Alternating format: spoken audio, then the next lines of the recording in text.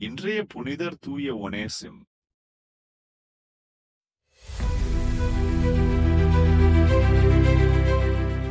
தூய ஒனேசிம் புதிய ஏற்பாட்டில் குறிப்பிடப்படும் ஒரு முக்கிய நபர். இவர் முதலில் பிலேமோன் என்பவரின் அடிமையாக இருந்தார். ஏதோ காரணத்தால் தனது எஜமானிடமிருந்து தப்பித்து ரோமாவிற்கு சென்றார்.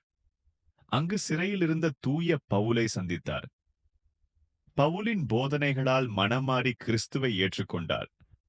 பவுல் அவரை மிகவும் அன்புடன் என் மகன் ஒனேசிம், பிலேமோன் 1:10 என்று அழைக்கிறார். பின்னர் பவுல் ஒனேசிமை அவரது எஜமானான பிலேமோனிடம் திரும்ப அனுப்பி, இனி அடிமையாக அல்லாத சகோதரராக ஏற்றுக்கொள்ளும்படி கேட்டுக்கொண்டார்.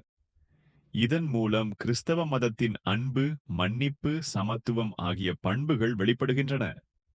பின்னர் மரபு கூறுவதன்படி ஒனேசிம் எபேசு திருச்சபையின் ஆயராக பணியாற்றியதாகவும் இறுதியில் துன்புறுத்தலினால் இரத்த சாட்சியாக மரித்ததாகவும் சொல்லப்படுகிறது.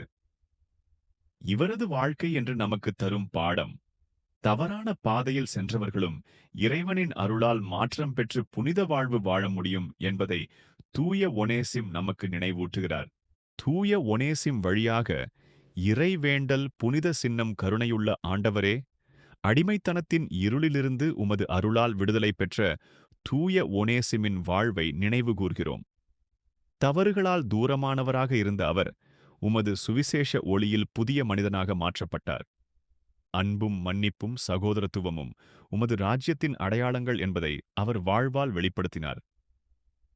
தூய ஒனேசிம் வழியாக எங்களின் பாவ பிணைப்புகளிலிருந்து விடுதலை அளிக்கவும், உறவுகளில் ஏற்பட்டிருக்கும் பிளவுகளை சரிசெய்யவும், மன்னிக்காத இதயங்களை மாறச் செய்யவும், நாங்கள் ஒருவரை ஒருவர் அடிமையாக அல்ல, கிறிஸ்துவில் சகோதரர், சகோதரியாக ஏற்றுக்கொள்ளும் கிருபையை அருள் புரியவும்.